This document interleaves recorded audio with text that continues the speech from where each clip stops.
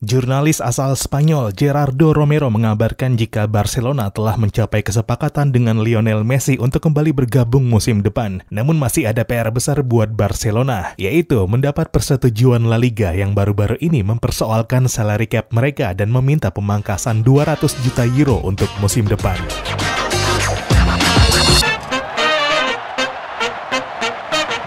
Halo dan selamat datang kembali di Papa Bola. Spekulasi berbulan-bulan akhirnya kian terang. Nggak ada progres perpanjangan kontrak Lionel Messi di Paris Saint-Germain yang berakhir 30 Juni nanti. Kepulangannya ke Barcelona pun kian nyata. Dan kabarnya telah menemukan kesepakatan antara kedua belah pihak. Barca bahkan mulai menyiapkan rencana untuk promosi dengan image Messi sebagai pemain mereka. Tapi saat ini masih ada satu rintangan tersisa. Dan itu adalah regulasi penggajian di La Liga. Sebagaimana kita tahu, dalam dunia sepak bola Spanyol ada istilah yang disebut Límite de Coste de Plantilla Deportiva atau batas biaya tim olahraga, yang merupakan konsep yang menetapkan jumlah maksimal yang dapat dihabiskan oleh setiap tim di Spanyol untuk gaji pemain, pelatih, asisten pelatih, dan pelatih fisik, semua yang terdaftar di dalam tim. Demikian juga untuk tim cadangan, akademi, dan bagian klub lainnya alias tim yang tidak terdaftar. Ini adalah pilar utama dari pengendalian keuangan untuk memastikan bahwa klub-klub bersifat solven. Nah, tim terdaftar mencakup remunerasi gaji tetap dan variabel, baik pembayaran tunai maupun non-tunai seperti rumah, mobil, liburan, dan lainnya. Kemudian remunerasi untuk transfer hak citra, amortisasi penandatanganan, kontribusi jaminan sosial, ganti rugi untuk pemutusan kontrak, bonus kolektif, serta biaya akuisisi lain seperti bonus buat agen pemain. Nah, perhitungan batas gaji didasarkan pada perbedaan antara pendapatan tim, termasuk hak siar, televisi, iklan, dan penjualan tiket. Selanjutnya pengeluaran struktural serta pembayaran utang untuk musim tersebut. Dalam praktiknya, setiap tim membuat salary cap atau batas gaji sendiri yang harus mematuhi aturan kontrol ekonomi La Liga dan disetujui oleh badan validasi. Meskipun suatu klub bisa saja menetapkan batas di atas kemampuan mereka, La Liga punya hak mengintervensi untuk mengurangi batas tersebut jika didapati nggak dapat menjamin stabilitas klub. Adapun batas gaji ditentukan oleh rumus matematika yang objektif tanpa masukan subjektif. Jika suatu tim melebihi batas gaji mereka pada akhir musim, maka mereka bakal mendapatkan sanksi, seperti pembelian pemain baru yang hanya memungkinkan dilakukan dengan menggunakan 40% pendapatan dari hasil penjualan ataupun dari kontrak pemain yang dilepas. Nah, Februari lalu La Liga telah memperbarui batas gaji untuk setiap tim di La Liga Spanyol, di mana Barcelona harus mengencangkan ikat pinggangnya musim depan. Meskipun sebenarnya Barca sudah sangat tertolong dari aktivitas economic levers mereka musim panas lalu. Barca pun dengan salary cap terbaru memiliki kapasitas 648,82 juta euro, sedikit lebih rendah dari batas yang ditetapkan pada awal musim. Di La Liga, Real Madrid menjadi tim dengan salary cap tertinggi, yakni 683,462 juta euro. Barcelona berada di urutan kedua dengan batas 648,82 juta euro, turun dari 656,43 juta euro dari kuotanya pada musim panas kemarin. Tersingkir dari Liga Champions menjadi salah satu alasan penurunan hampir 8 juta tersebut, dan celakanya penurunan tersebut hanyalah masalah terkecil mereka saat ini. La Liga telah memperingatkan Barcelona untuk memangkas lagi salary cap mereka sekitar 200 juta euro untuk musim depan kalau ingin terhindar dari sanksi 40%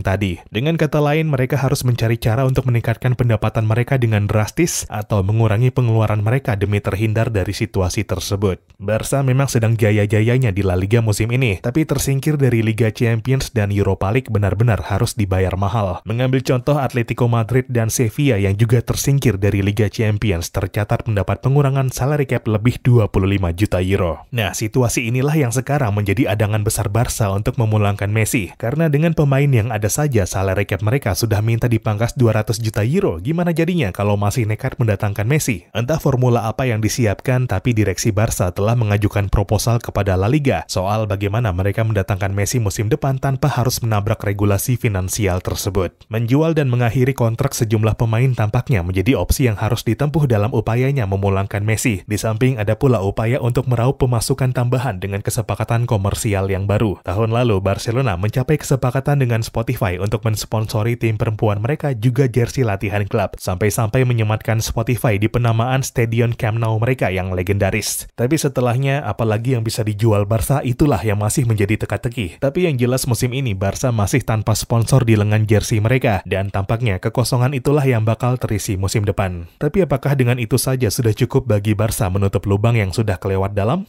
Situasinya, Barca juga harus putar otak untuk menutupi potensi penurunan pemasukan musim depan, seiring rencana mereka untuk bermain di Olympic Stadium mulai musim depan, selama Camp Nou masuk masa renovasi. Bermain di luar Camp Nou dalam laga kandang mereka berarti memangkas potensi pemasukan dari penonton sekitar 30-40 ribu tiket. Ya, segitu menantang memang hadangan Barca untuk memulangkan Messi, tapi ketika mereka sudah seserius itu berupaya mendatangkan lagi pemain terbaiknya, tentu sudah ada hitung-hitungan sehat yang telah disiapkan. Di samping dari segi teknis pun, pelatih Xavi Hernandez tampak telah memiliki rencana dengan Messi untuk memperkuat timnya musim depan.